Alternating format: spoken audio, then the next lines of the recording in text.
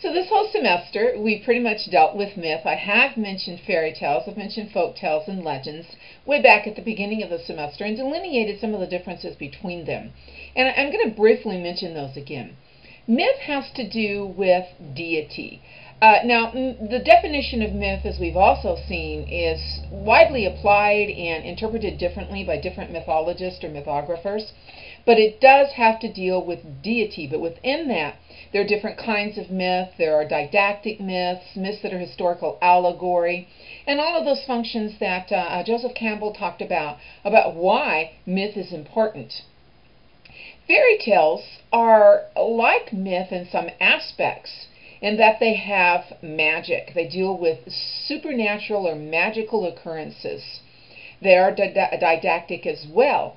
But one of the differences is that in myth, the magic is usually, or I'm going to say always, comes as a result of the intervention of a god or a goddess. But within fairy tales, you don't have the magic explained. Yeah, there are witches, there are sorcerers, there are different people or other beings that can work magic, but the source of that magic is not really explained.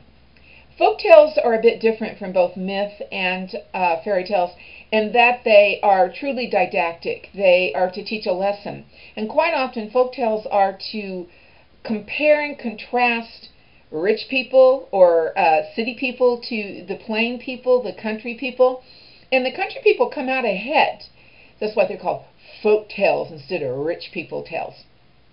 Legends can also have elements of magic that are not explained, but quite often legends are based on actual historical personages.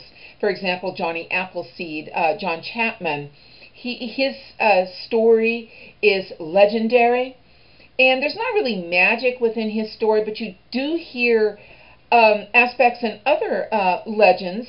For example, Paul Bunyan. Where does Paul Bunyan really fit in?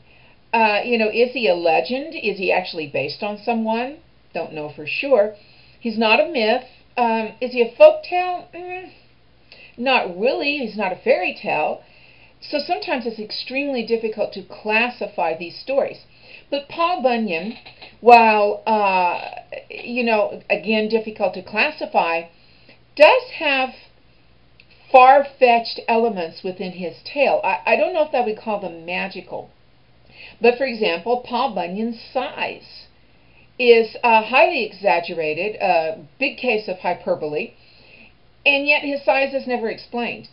In most tales of Paul Bunyan, he's washed ashore as a baby, and you never hear who his real parents are or where he comes from.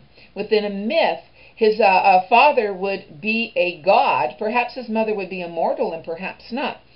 But his large size and the circumstances of his, I won't say his birth, but of him coming ashore would be explained from the point of view of a deity. It's more like a fairy tale. And his size is really more or less accepted. So those are some of the differences between those fantastic tales. And remember, there is a PowerPoint that I posted way back at the beginning of the semester, which is called Fantastic Tales, that deals with some of these different aspects of these exaggerated stories that deal with magic.